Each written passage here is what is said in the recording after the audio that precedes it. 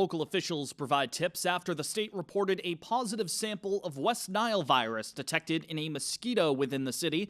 The Community Preservation Committee recommends additional funding for the creation of an accessible Waushakum dock, and our summer interns deep dive into the challenges surrounding the cost of living locally and what's being done to address those issues. I'm Brendan Fitzpatrick, and this is The Frame, Framingham News in Focus.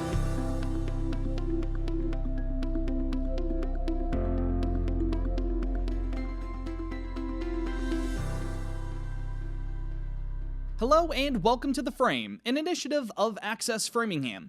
We begin this week with an update from the Massachusetts Department of Public Health, as state health officials have informed local leaders that a positive sample of West Nile virus has been detected within a mosquito collected in Framingham. The city made the announcement last Thursday, August 7th, that the sample was found, though no human cases have been identified within Framingham as of the time of this recording. While it's rare for humans to get symptoms even when they do contract West Nile, the CDC reports that 8 out of every 10 virus cases are asymptomatic and can potentially be dangerous, especially for older citizens and those with weakened immune systems. Framingham's public health director Bill Murphy told The Frame that local leaders are in touch with both state health officials and the East Middlesex Mosquito Control Project to help mitigate any risk. We get a lot of information on mosquitoes. Every week we get a report from the state. It tells us where we are. We're in close contact with our mosquito control district. We have a response if we get more mosquitoes like this. The Mosquito Control Project began aerosol spraying procedures in targeted areas south of Waverly Street earlier this week. In the meantime, residents can take steps to minimize their own risks while still enjoying the summer weather.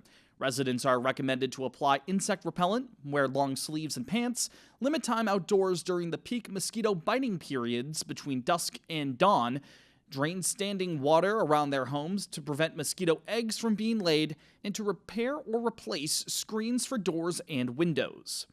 We don't want to scare people when we have these mosquitoes to staying indoors, but everybody can significantly reduce the risk. You have the power to, through layers of things that you can do to reduce your risk.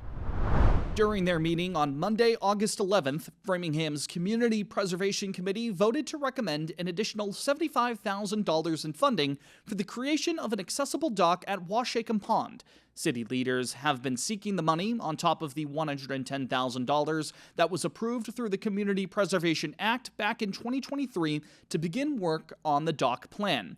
The city's Director of Planning and Community Development, Sarkis Sarkisian, told committee members on Monday that the project is on course to cost $144,000, though he added that the contractor on board for the dock's development anticipates a quick and easy construction process.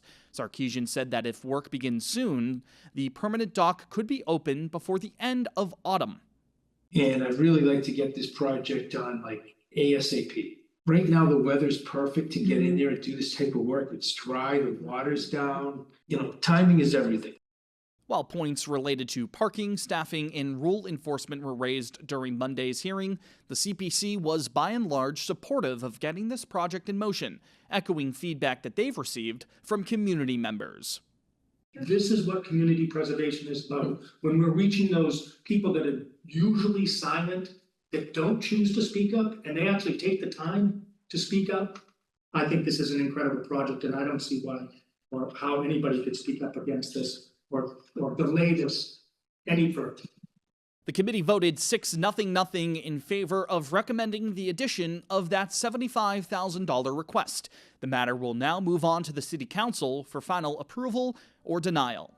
More details on the top stories we cover every week on the program can be found on our website, www.theframe.news.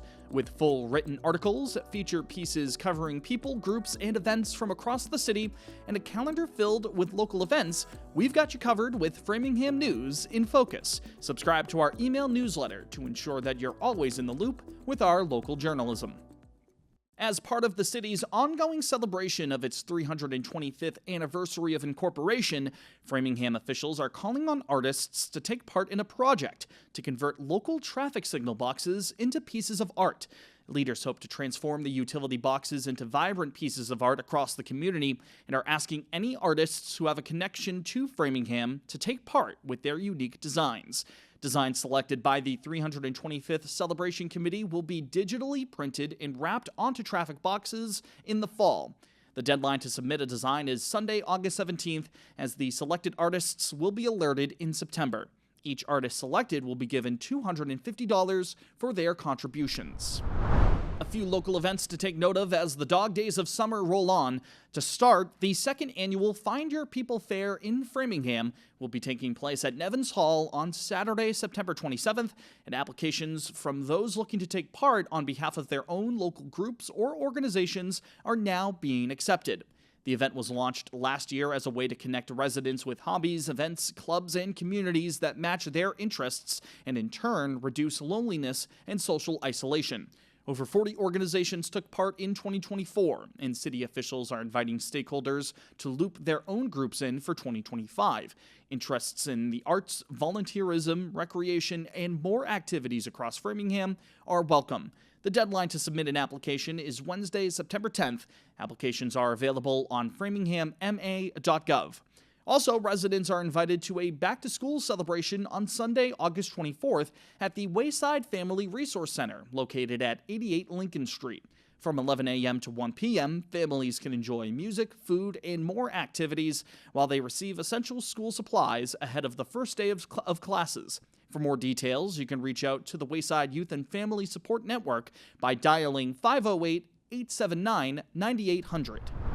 And finally, a preview of this week's Frame by Frame segment, and a special edition Frame by Frame at that. Over the summer, our intern Abigail Myers has been tasked with identifying the roots of affordability issues across Framingham and the MetroWest region, along with what is being done locally to address those problems.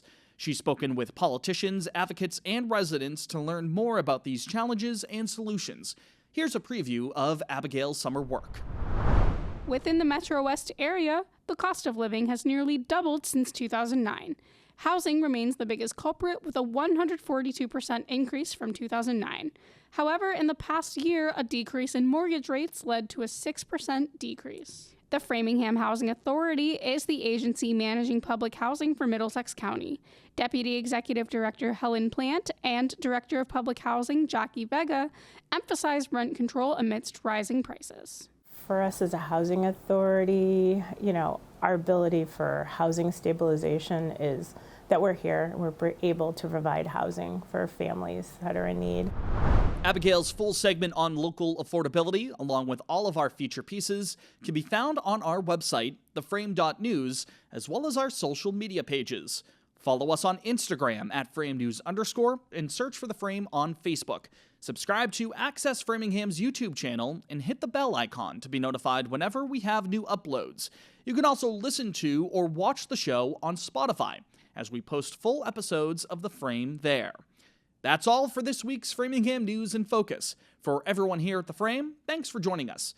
My name is Brendan Fitzpatrick. We'll talk to you next week. Take care.